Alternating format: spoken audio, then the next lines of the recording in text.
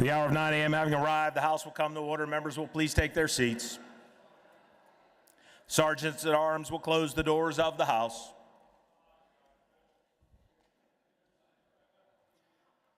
Prayer will be offered by Representative Kenyatta. Immediately thereafter, we will recite the Pledge of Allegiance. Members and guests will please rise as able.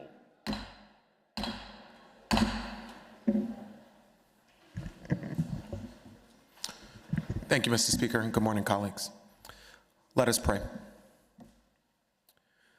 God of our weary years, God of our silent tears, God who has brought us this far on the way, we thank you.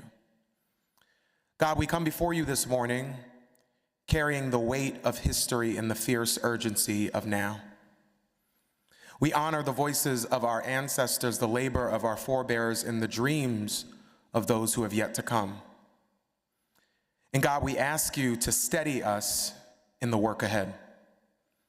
Give us the conviction to serve not ourselves, but the people, especially the working people of Pennsylvania who rise each day to build our communities, often without recognition and too often without enough. God, you said in your word in Matthew 25:40 that whatever you do for the least of these, you did for me. So let us never forget, when we legislate with compassion, we serve you too. Make us legislators who do not look away. Let us see the violence that scars our neighborhoods, the poverty that chokes opportunity, the injustice that makes a mockery of fairness, and let us act boldly, humanely, now and together. You remind us in Amos 5:24 that let justice roll down like waters and righteousness like an ever-flowing stream. Let the justice not just be an idea that we quote, but a reality that we fight for. Remind us that in this chamber, it is not just a room, but a responsibility. That every vote that we take should echo the truth that government must work for those who labor, who struggle, and who hope. God, let us lift every voice, and then let us do the work those voices are crying out for. In your holy and righteous name we pray. Amen. Pledge allegiance to the flag.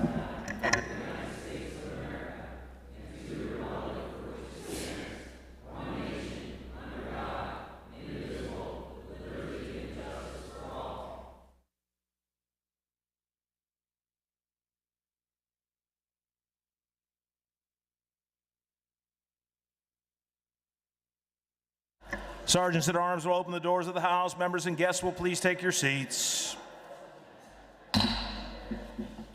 Without objection, the approval of the Journal of Tuesday, July 8th, 2025 will be postponed until printed. Are there requests for leaves of absence? The chair recognizes the majority whip, who indicates there are none. The chair recognizes the minority whip, who indicates there are none. The chair is about to take the master roll. Members will proceed to vote. Have all the members voted?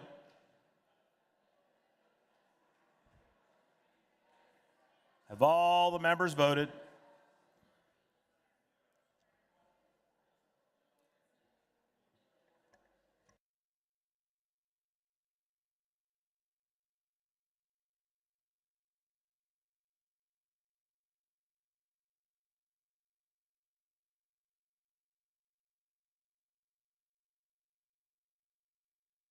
Have all the members voted?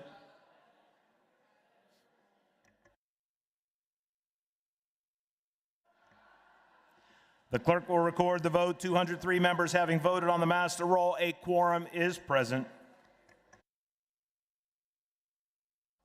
Chair recognizes Representative Schweier, Chair of the Committee on Education, who reports the following bills with the request that they be referred. Senate Bill 9 to the Committee on Health. Will the House agree to the report? Agreed to.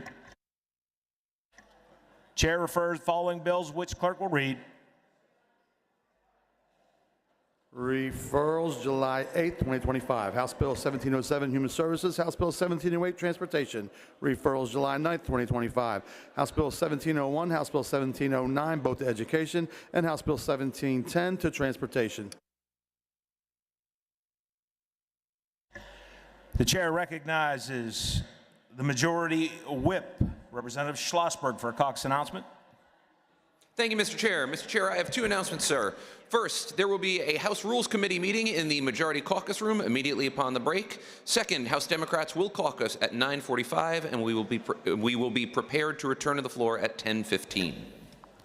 Chair thanks the gentleman. Chair recognizes the Republican Whip for a caucus announcement, Representative O'Neill. Republicans will caucus at 9:45. 9:45. Chair thanks the gentleman. Chair recognizes the gentleman, the Majority Chairman of Liquor, Representative Deasy from Allegheny County, for a committee announcement. Thank you, Mr. Chair. Immediately at the break here, we will be meeting Liquor Control Committee, G50, Irvis Office Building. We will be voting on HB 828 and HB 1702. Thank you. Chair thanks the gentleman. Chair recognizes the gentleman, Representative Mullins, for a committee announcement. Thank you, Mr. Speaker. The Appropriations Committee will meet in the Majority Caucus Room immediately following the Rules Committee meeting. Members of the Appropriations Committee, please make your way to the Majority Caucus Room. Thank you, Mr. Speaker. Chair thanks the gentleman. House stands in recess until 10:15 unless sooner recalled by the Speaker.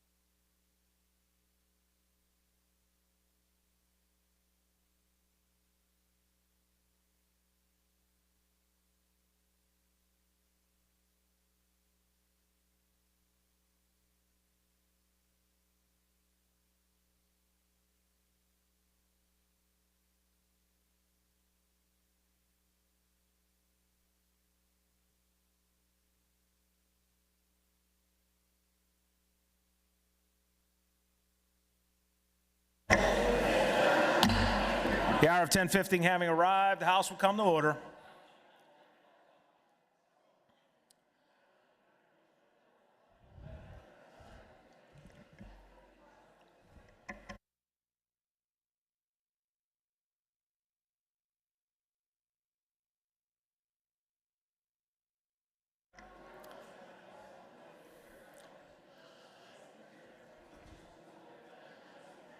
Members, we have some guests to recognize in the gallery. Our colleague and friend from Philadelphia, Representative Anthony Bellman, welcomes the youth group summer missions team from Trinity Presbyterian Church who are visiting and touring the Capitol today. Please rise and be welcome to the chamber. Welcome to the House.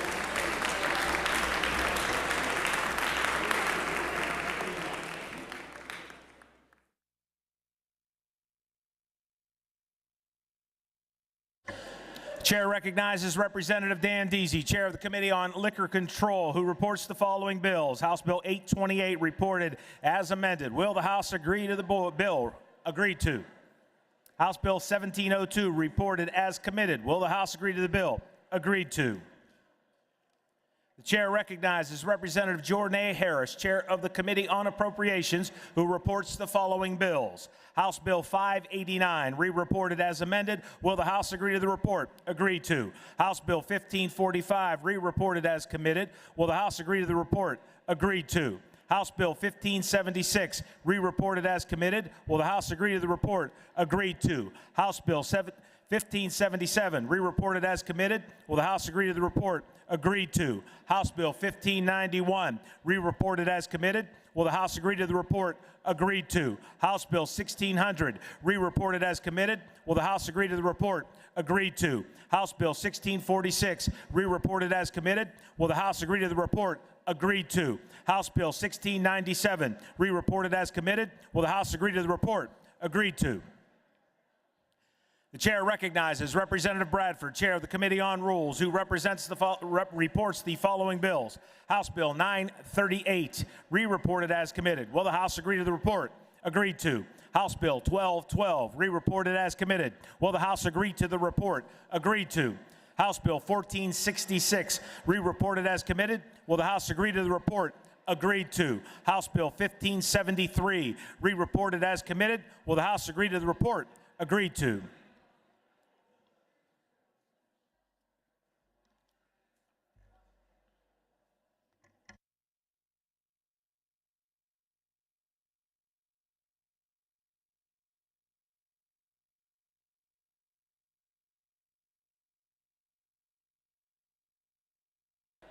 The Chair recognizes. The clerk will read the title and a brief description of the bill.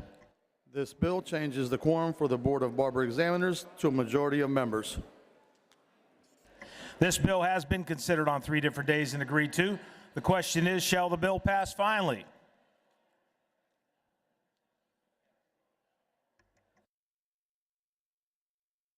On the question, Chair recognizes the prime sponsor of the bill. Gentleman from Philadelphia, Representative Carroll.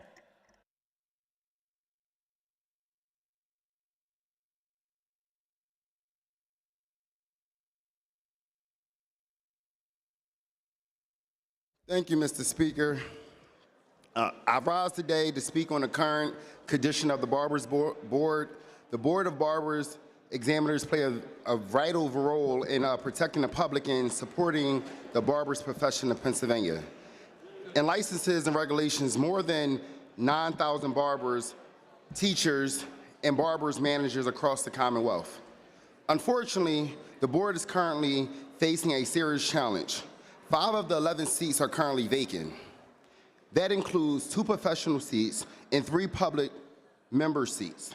While Governor Shapiro's office is actively working with the Senate on nominations, the numbers of vacancies is now affecting the board's ability to function. In fact, the board had to cancel its meeting in May because it couldn't reach a quorum. This is the 2nd time in the year that a meeting had to be canceled for this reason. When the board cannot meet, critical businesses are delayed, licenses applications sit idle, and actions go unresolved. That's not fair to barbers who are ready to work or to the public who count on the board to hold bad actors accountable. This bill ensures that the board can meet and conduct critical business, even if not all the seats are currently filled. To address this issue, we are proposing a simple change, adjusting the board's quorum requirements to a majority of current serving members. This would be the Barber's Board in time, put them in line with 19 other licenses boards under the Department of State, and that already follows the standards. This is a common sense reform bill that will help the board do its job, support the profession, and continue protecting Pennsylvania's consumers. It removes any outdated procedural obstacle while still maintaining the high standards and steady operations of the professional board in Pennsylvania. Thank you for your time, and I'm asking for an affirmative vote on HB 1646. Chair thanks the gentleman. This bill has been considered on 3 different days and agreed to. The question is, shall the bill pass finally? Agreeable to the provisions of the Constitution, the yeas and nays will now be taken. Members will proceed to vote.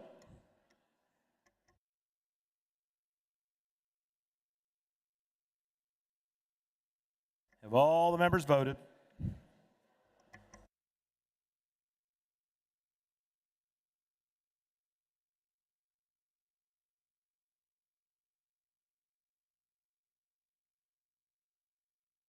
Have all the members voted?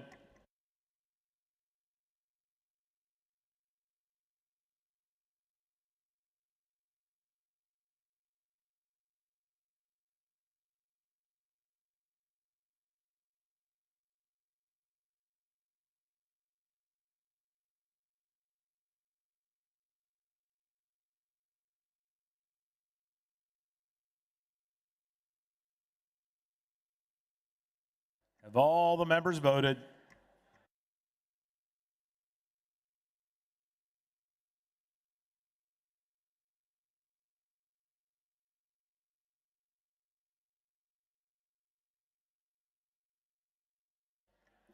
The clerk will record the vote on the final passage of the bill. The yeas are 115, the nays 88. The majority required by the Constitution having voted in the affirmative, the bill passes finally, and the clerk will present the same to the Senate for concurrence.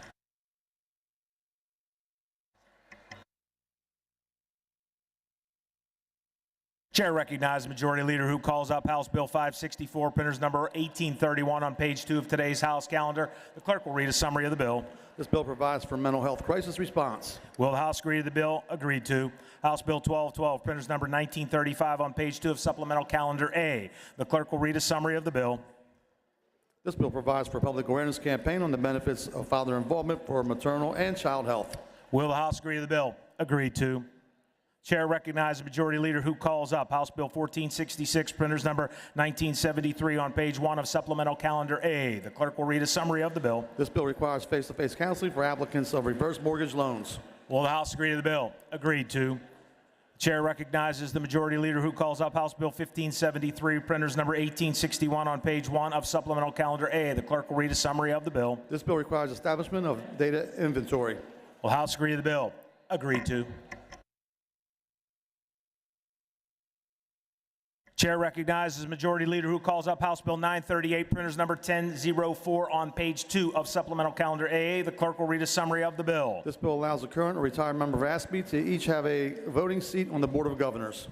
Will the House agree? Will the House agree to the bill?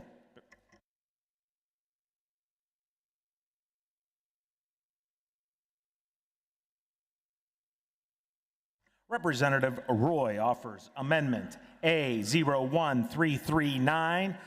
Will the House agree to the amendment? On that question, the chair recognizes Representative Roy. Thank you, Mr. Speaker. I stand in support of my amendment.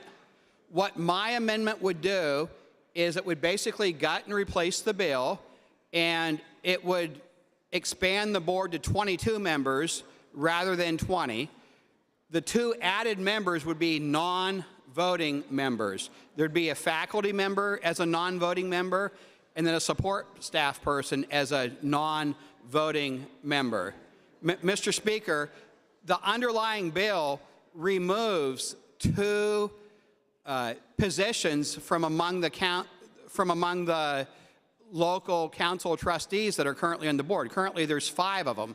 5 of the current board members are from the local university council trustees. The underlying bill removes 2 of those spots, removes that local representation, and gives it to a professor and somebody from the support staff.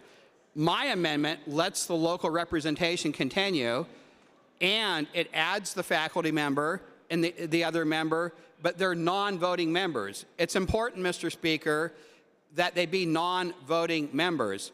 You could have a situation where a faculty member that's on the board would vote on a union contract, and then the next day that same faculty member would vote on the union contract again in their capacity as a member of the collective bargaining unit.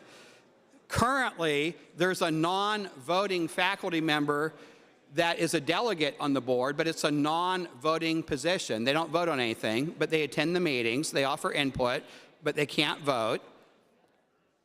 This legislation, I think, is well intended, but it would have a very bad effect when you have people that are basically voting on their own union contracts. You have people voting on their own, employment actions of other employees. It's just a real conflict of interest, Mr. Speaker. It would be sort of like at a local level. Imagine if a local school district employee was also a member of the school board, voting on issues, facing the school district. It's just a really bad idea. So I would ask people to support my amendment to make these non-voting positions. Thank you. Chair thanks the gentleman and recognizes the Majority Chairman of Education, gentleman from Lehigh, Representative Schweier. Thank you, Mr. Speaker. This is not an agreed-to amendment, and I ask for a negative vote. Thank you, sir. Chair thanks the gentleman. Those in favor of the amendment will vote aye. Those opposed, no. Members will proceed to vote.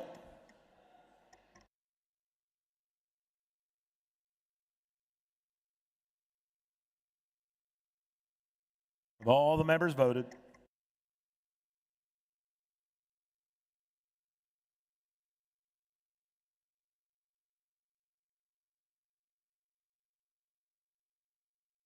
Have all the members voted?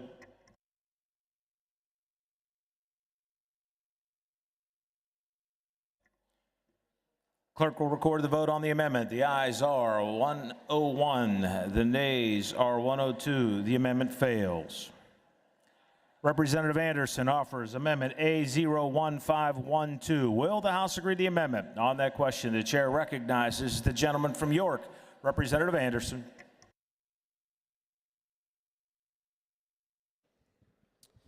Thank you, Mr. Speaker. I rise to offer A01512, which would eliminate any possibility of a conflict of interest within the collective bargaining negotiations and final approval of contracts by the Pennsylvania State System of Higher Education's Board of Governors. Act 188 of 1982 grants the Board of Governors the power to, quote, enter into collective bargaining agreements pursuant to the Public Employees Relations Act.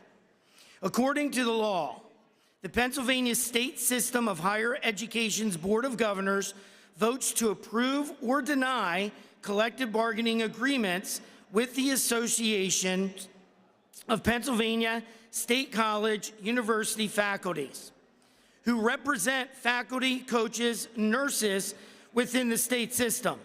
In addition, Act 188 also grants authority to the Board of Governors to approve or deny collective bargaining agreements with the American Federation of State, County, and Municipal Employees who represent support staff, as well as faculty within the state system of higher ed.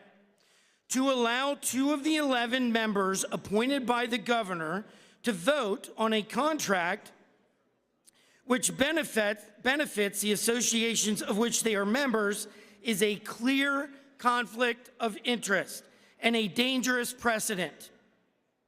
The argument that current law would prohibit conflicts of interest is not applicable in this case. In fact, the Public Official Employee Ethics Act clearly states the term does not include an action which affects to the same degree a class consisting of the general public or a subclass consisting of an industry, occupation, or other group which includes the public official. This means that according to the law, the 2 voting members of the collective bargaining union who sit on the Board of Governors would have to voluntarily recuse themselves from any vote to approve or deny a contract negotiated by the representative associations. Mr. Speaker, this amendment would, with absolute certainty, prevent an egregious conflict of interest within the negotiations and approval process between the Pennsylvania State System of Higher Education Board of Governors and the associations, which represent the employees of the Pennsylvania State System of Higher Education. I asked for a yes vote on this amendment to avoid this conflict according to Pennsylvania statute. Thank you, Mr. Speaker. Chair thanks the gentleman and recognizes the gentleman from Lehigh, the Majority Chairman of Education, Representative Schweier. Thank you, Mr. Speaker. This is not an agreed to amendment. I ask for a negative vote. Thank you, sir. Chair thanks the gentleman. Those in favor of the amendment will vote aye. Those opposed, no. Members will proceed to vote.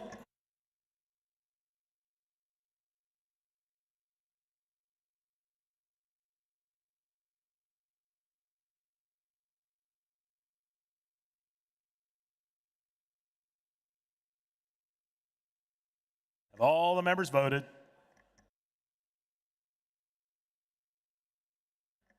Have all the members voted? Clerk will record the vote on the amendment. The ayes are 101, the nays are 102. The amendment fails. Will the House agree to the bill?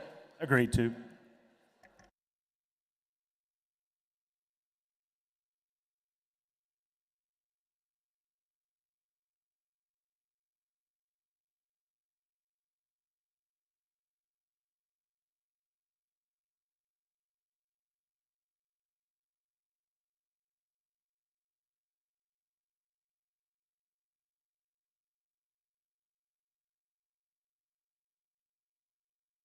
The chair recognizes the Majority Leader who calls up House Bill 1407, printers number 1605 on page 1 of today's House calendar. Clerk will read a summary of the bill. This bill updates Pennsylvania's teacher certification levels to grades pre-K, K to 6, and grades 6 to 12.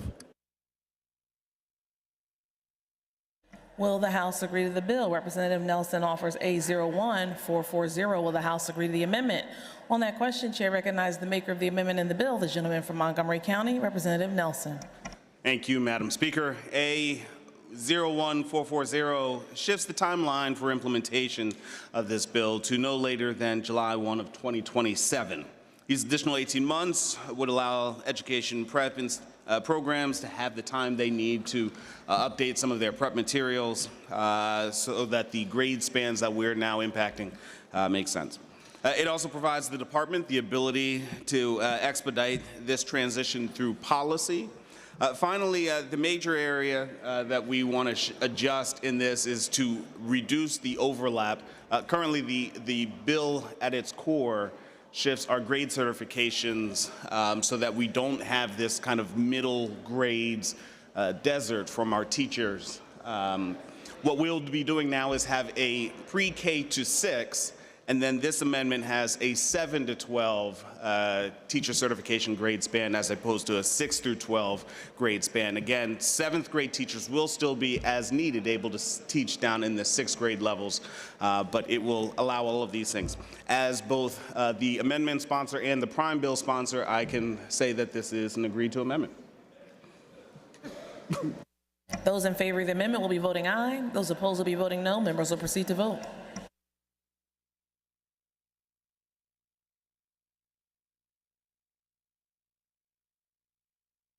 Have all the members voted?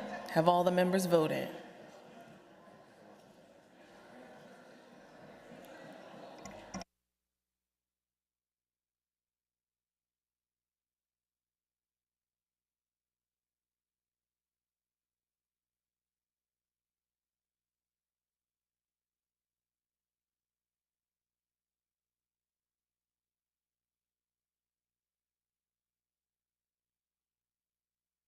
Clerk will record the vote on the amendment. The ayes are 203, the nays are 0. The amendment's adopted. Will the House agree the bill is agreed to? The bill as amended will be reprinted. The chair recognizes the Majority Leader who calls up House Bill 1576, printers number 1863 on page 1 of Supplemental Calendar B. Will the House agree the bill is agreed to? The clerk will read the title and a brief description of the bill. This bill provides indigent counsel for court-adjudicated juveniles. This bill's been considered on 3 different days and agreed to. The question is, shall the bill pass the House finally? On that question, Chair recognizes the gentlelady from Chester County, the maker of the bill, Representative Schusterman. Thank you, Madam Speaker. Our children are our future, and that absolutely includes the children who go through our juvenile detention system. As legislators, we are responsible for ensuring the support, development, and safety of young people who are placed in the custody of the Commonwealth. This bill will require DHS to reimburse counties for 50% of certain costs provided to these children, including but not limited to medical treatments, transportation, and the appointment of a guardian or counsel. We must invest in these children to ensure that they are equipped to have successful futures, where they will participate in our economy and contribute meaningfully in their communities. For these reasons, I urge the members to vote yes. Thank you. This bill has been considered on 3 different days and agreed to. The question is, shall the bill pass the House finally? Agreeable to the provisions of the Constitution, the yeas and nays will now be taken. Members will proceed to vote.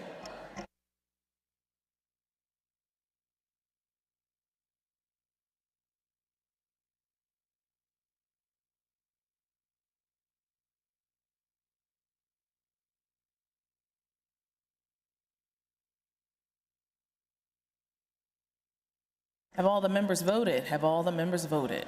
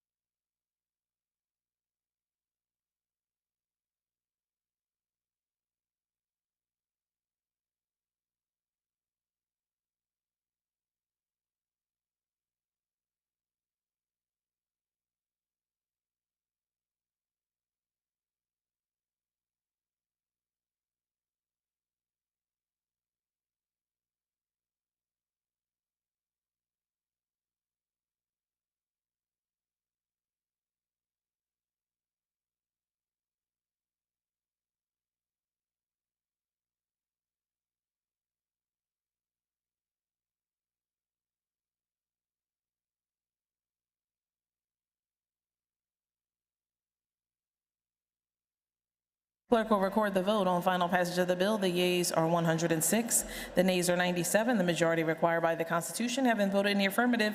The bill passes the House finally, and the clerk will return the same to the Senate for concurrence. The chair recognizes the majority leader, who calls up House Bill 1577, printer's number 2098 on page 1 of Supplemental Calendar B. Will the House agree the bill is agreed to? The clerk will read the title and a brief description of the bill. This bill ensures safe and humane institutional practices. This bill has been considered on 3 different days and agreed to. The question is, shall the bill pass the House finally? On that question, Chair recognizes the maker of the bill, the gentlelady from Chester County, Representative Schusterman. Thank you, Madam Speaker. 4 years ago, Pennsylvania's Juvenile Justice Task Force issued its final report and recommendations to us, the legislature.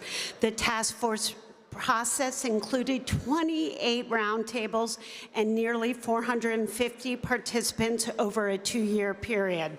The report recommended 35 items for our legislature to act upon that would protect children in the state.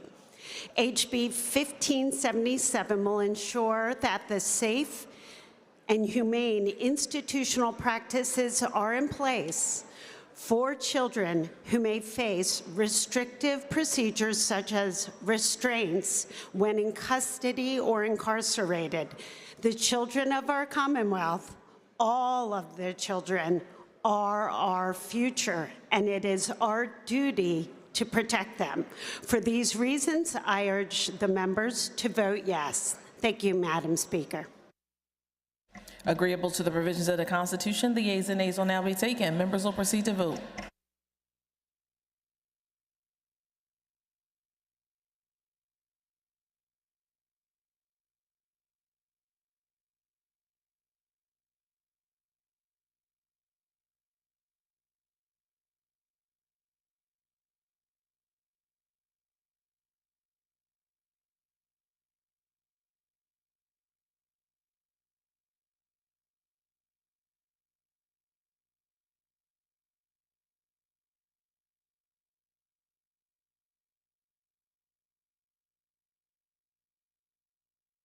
Have all the members voted? Have all the members voted? Clerk will record the vote on final passage of the bill. The yeas are 108, the nays are 95. The majority required by the Constitution having voted in the affirmative, the bill passes the House finally, and the clerk will return the same to the Senate for concurrence. The chair recognizes the majority leader who calls up House Bill 1591, printers number 1939 on page 3 of supplemental calendar B. Will the House agree the bill is agreed to? The clerk will read the title and a brief description of the bill. This bill provides for private parking lots. This bill's been considered on 3 different days and agreed to. The question is, shall the bill pass the House finally? On that question, chair recognizes the gentleman from Philadelphia, the majority chair of Transportation, Representative Nielsen. Thank you, Madam Speaker. I ask for affirmative vote on House Bill 1591. I will submit my comments for the record. Agreeable to the provisions of the Constitution, the yeas and nays will now be taken. Members will proceed to vote.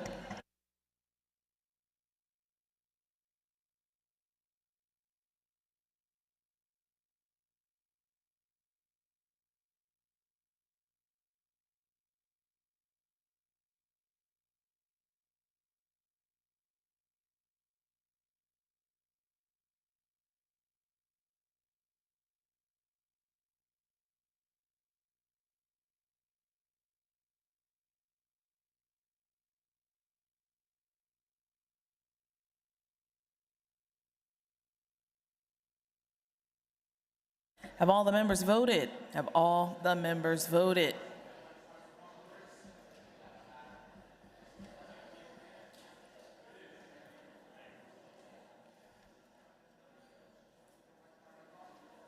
Clerk will record the vote on final passage of the bill. The yeas are 193, the nays are 10. Majority required by the Constitution having voted in the affirmative, the bill passes the House finally, and the clerk will return the same to the Senate for concurrence. The chair recognizes the majority leader who calls up House Bill 1600, printers number 1944 on page 2 of supplemental calendar B. Will the House agree the bill is agreed to? The clerk will read the title and a brief description of the bill. This bill codifies the Keystone Stars program. This bill's been considered on 3 different days and agreed to. The question is, shall the bill pass the House finally? Agreeable to the provisions of the Constitution, the yeas and nays will now be taken. Members will proceed to vote. Have all the members voted? Have all the members voted?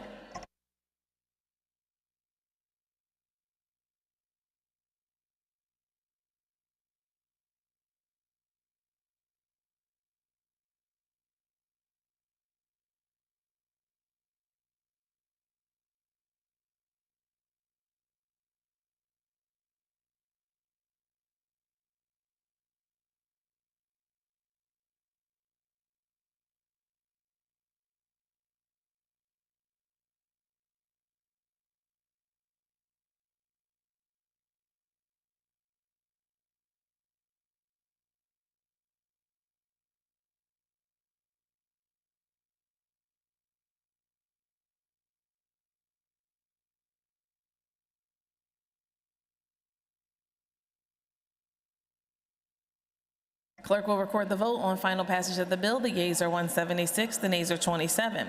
Majority required by the Constitution having voted in the affirmative, the bill passes the House finally, and the clerk will return the same to the Senate for concurrence. The chair recognizes the majority leader, calls up House Bill 1697, printers number 2081 on page 2 of supplemental calendar B. Will the House agree the bill is agreed to? The clerk will read the title and a brief description of the bill. This bill establishes the Taxpayer Prevention Against Fraud Act. This bill has been considered on 3 different days, agreed to. The question is, shall the bill pass the House finally? On that question, chair recognizes the gentleman from Cambria, the majority chair of Professional Licensure, Representative Burns. Thank you, Madam Speaker. The Taxpayer Protection Against Fraud Act provides safeguards to prevent fraud against the Commonwealth. House Bill 1697 strikes a balance. It deters fraud without burdening honest businesses. It protects whistleblowers who are exposing fraud, waste, and abuse. It enhances transparency of how our public dollars are spent. The bill creates an incentive structure that not only weeds out false claims, it also exposes fraudsters who cheat the system and bilk the Commonwealth out of millions of dollars every year. The legislation empowers whistleblowers to expose fraud and abuse by allowing private citizens to bring claims on behalf of the Commonwealth. The bill is a vital tool for holding people accountable and holding bad actors accountable who were receiving public dollars fraudulently. Madam Speaker, this bill is clear. If you knowingly submit a false claim to the Commonwealth, you will be held liable. Now, I know there's been some pushback on this bill from different groups. We all got the emails yesterday and today. But what I have to say to those groups is if you're not knowingly committing fraud or stealing from the Pennsylvania government, you have nothing to worry about.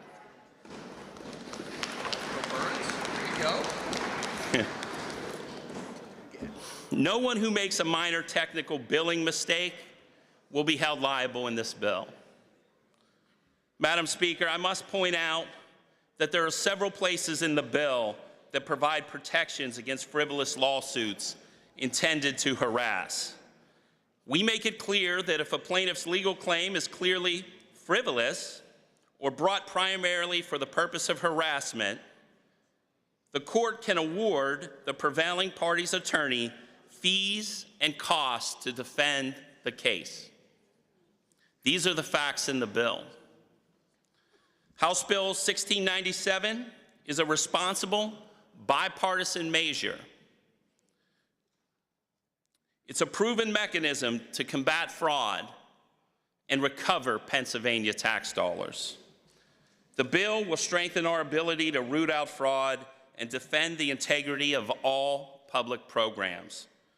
The bill will also allow the Commonwealth to receive a higher percentage of the federal false claim settlements. Without a doubt, this legislation will expose fraud, waste, and abuse, and false claims happening in our Commonwealth.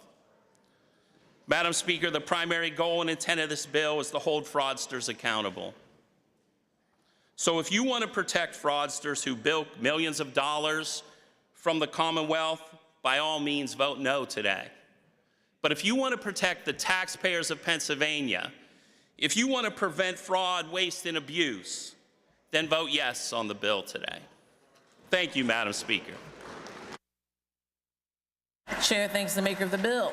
On that question, Chair recognizes the gentleman from York. Minority Chair, Representative Grove.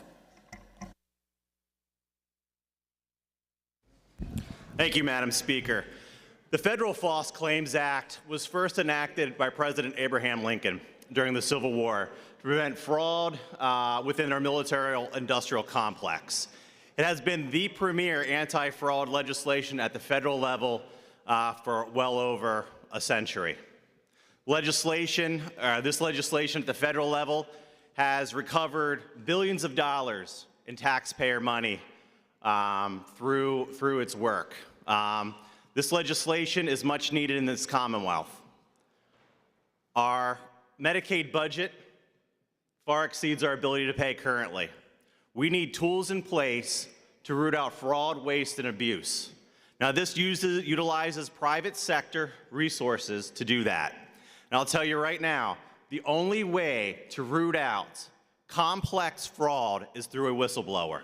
When you look at Health South, when you look at Enron, massive corporate fraud cases, the only way they were exposed is through a whistleblower. So whistleblower programs at the federal government has resulted in netting billions of dollars returned to the Commonwealth. Now, it's pennies on dollar from the overall fraud. We just saw that through the massive sweep the Trump administration did, starting under the Biden administration, through transcontinental crime through Medicaid. Largest anti-fraud sweep in Medicaid and Medicare we have seen as a country, $14 billion. Unfortunately, we're only get pennies of those dollars. But the False Claims Act for us allows us to recover, as the prime sponsor said, when we have a national false claims action at the national level, we miss out on a 10% share because we don't have a claim here. That's millions of dollars we've lost over the past 20 years. Now, the free state of Florida and the free state of Texas both have a False Claims Act. Actually, Florida is one of the most active states on false claims in the entire country. They have recovered hundreds of millions of dollars every year in the budget. What's nice about how this legislation is crafted, first and foremost, the program that has been hurt by fraud gets the first payment. So that recovery doesn't come back into Treasury. It goes right back into the program to make sure that those critical supports are in place. Now, there are stakeholders who don't like this. I would say if we already have a False Claims Act at the federal level, the liability is already there. You're either abiding by it or you're not. You're aware of it. Adding at the state level gets at state dollars. Or if a amount is too low for the federal government, and that happens from time to time, the feds won't take it up. It allows the Attorney General's office to actually take up those cases on smaller dollar values that a state would deem appropriate versus the federal government passing on them. So this is a critically needed tool for Attorney General. It's critically needed for the Commonwealth of Pennsylvania if we want to start rooting out fraud, waste, and abuse. Don't take my word for it. Our former Attorney General has already quoted there's about $3 billion of fraud in our welfare system year over year. If we don't start working on it now, we'll never get rid of it. So I will be full support of House Bill 1697. I appreciate this bill finally being brought forth on the House. And may I remind my colleagues, back in the early 2000s, this actually passed unanimously through a Republican-controlled chamber twice. So this isn't a partisan bill. It's good public policy. It's worked. Republicans brought this bill into existence. And it's been highly effective everywhere it's been. So I'm a full supporter and appreciate the members' support of this legislation. Thank you. Chair thanks the gentleman. Chair recognizes the gentleman from Lancaster, the Minority Chair of Education, Representative Cutler. Thank you, Madam Speaker. Madam Speaker, I wanted to follow up a little bit on the actual mechanics of this proposal and why I think that it is a good one. While this bill is not perfect, it is an area that I think that we should take a good hard look at. The gentleman from York outlined the history. It was a Republican president with a Republican Congress that passed this to catch individuals who were defrauding government. Because the truth is that many times those contracts would be signed and sent, the products would be reviewed by someone else, only to find faulty equipment, rotten meat, and spoiled food. So they developed this because a whistleblower is the person who can, in fact, know the ins and the outs of any area of fraud. And here's the challenge that we currently face here in the Commonwealth, and this is an issue that I've worked on many of our prior colleagues with. The challenge is the federal government only goes after the biggest cases. Operation Gold Rush, which the good gentleman from York alluded to, was in excess of $10 billion worth of fraud done by multinational criminal individuals and organizations. And the issue wasn't necessarily that the Medicaid dollars and the Medicare dollars were stopped under fraudulent ordering of the medical equipment, because the federal government was able to stop their payments. Where this impacts each and every one of us are the supplemental insurance plans that still paid their claims. They estimate that of the $10 billion in fraud that they were tracking, about $1 billion in other claims were actually paid. That's $1 billion worth of tax money that was taken. In addition to the actual recoveries and the bonus payments that was outlined previously, I'm actually more interested in the deterrence effect. The deterrence effect is having literally thousands of eyes on those charges and the operation. What happened here locally, actually, and was covered about 8 to 10 years ago. Across the river, we had an individual who was running a home health agency. They were sending people out, taking care of them, seemed innocent enough, but when you actually dug into the billing, they were sending nurses' aides but charging RN rates. Unless you have somebody inside who blows the whistle on that, they're not going to come out and necessarily inspect it, because it was, and I use this term somewhat hesitantly, it was only about $500,000 to $1 million worth of fraud. That was the view of the federal government. Now, ultimately, they were caught up because it was multiple organizations like this. But it's those smaller cases that are actually our biggest problem. It is literally death by 1,000 paper cuts. And if we allow $10,000 of fraud to happen here and there, that quickly adds up. In one of my prior roles working in radiology, and I'll give a prime example, the old code for a chest x-ray was 71020. A one-view chest x-ray was 71010, so that's one digit off.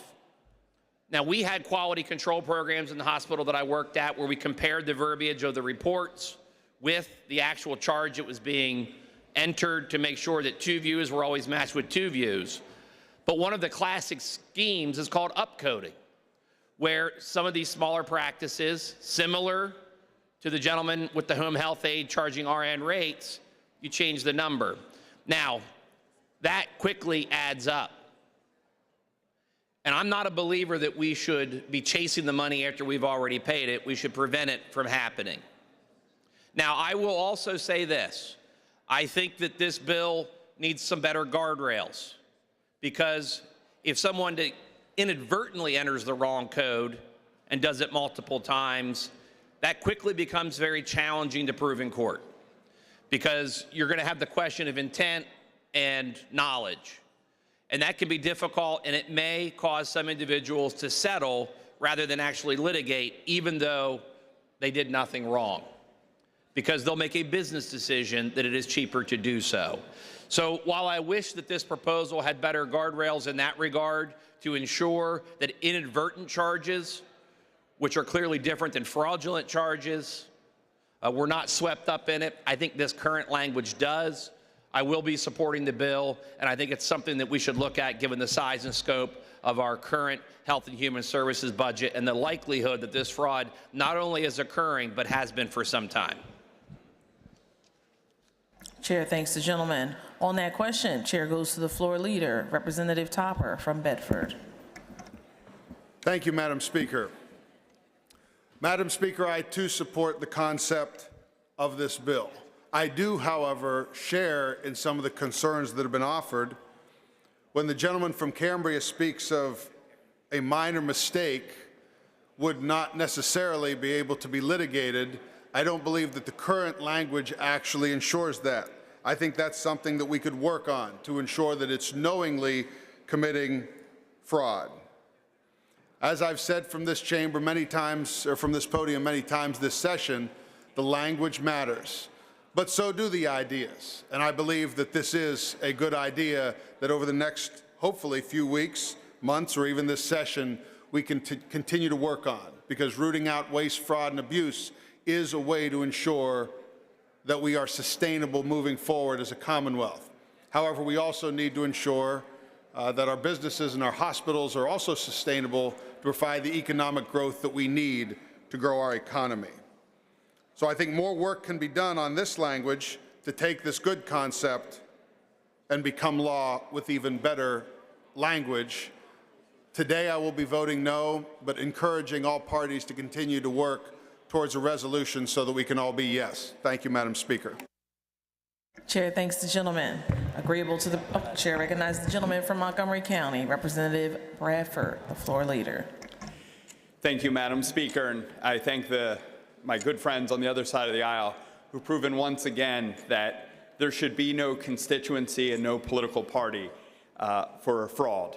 And fraud, whether it's done by the big fat cats and fancy cars, or whether it's done by individuals, there simply is no acceptance for welfare fraud.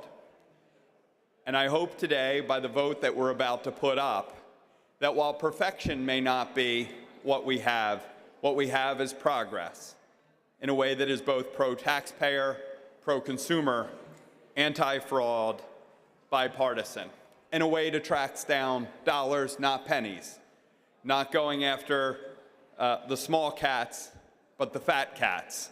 Let's talk about what we can get accomplished when we work in a bipartisan way to get real things done for the people of Pennsylvania. With that, Madam Speaker, I ask for an affirmative vote on this very important anti-welfare fraud provision put forward today. Thank you.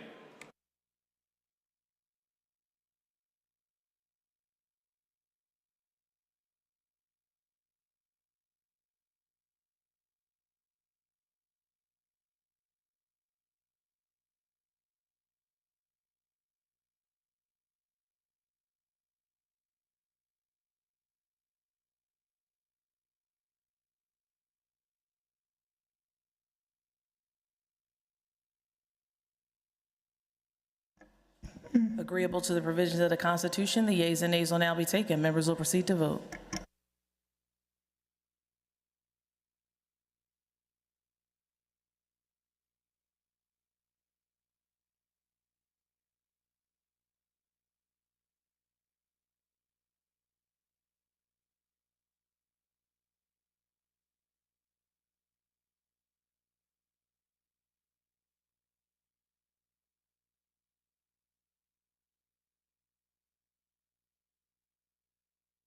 Have all the members voted? Have all the members voted?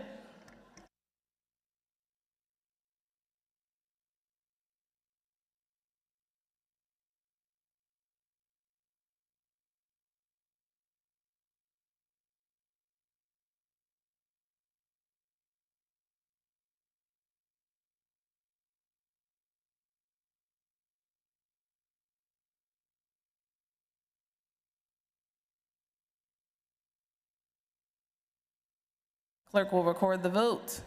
On final passage of the bill, the yeas are 136, the nays are 67. The majority required by the Constitution having voted in the affirmative, the bill passes the House finally, and the clerk will return the same to the Senate for concurrence. Chair recognizes the gentleman from Montgomery County for a committee announcement. Representative Briggs. Thank you, Madam Speaker. The House Judiciary Committee will be meeting at 60 East Wing at adjournment to discuss, take action on House Bill 1176, Senate Bill 520, House Resolutions 36, 59, 189, and 280, and any other business that comes before the committee. Thank you, Madam Speaker. 60 East Wing. Chair thanks the gentleman. Chair recognizes the gentleman from Lackawanna County for a committee announcement. Speaker, the Appropriations Committee will meet on Monday before session at 11 a.m. That is an Appropriations Committee meeting in the Majority Caucus Room, Monday before session at 11 a.m. Thank you, Madam Speaker.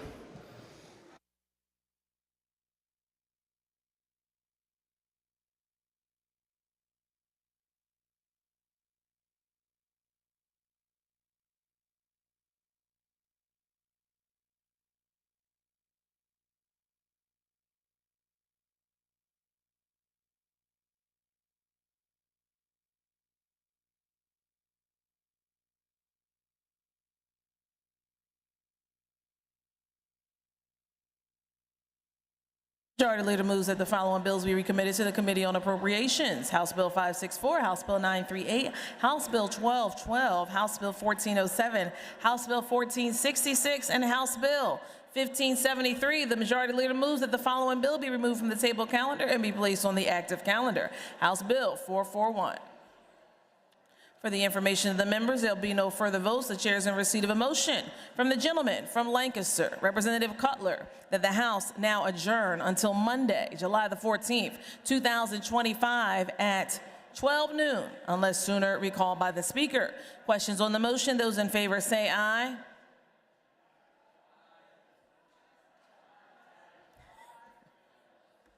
The ayes have it. The House stands adjourned until Monday, July the 14th, 2025, 12 noon, unless sooner recalled by the Speaker.